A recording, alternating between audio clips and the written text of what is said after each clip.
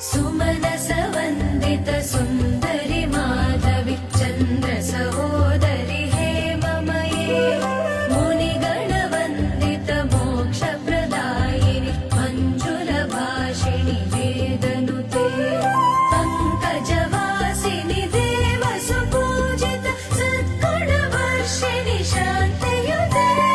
जय जय हे मधुसूदन कामिनि आदिलक्ष्मि सदा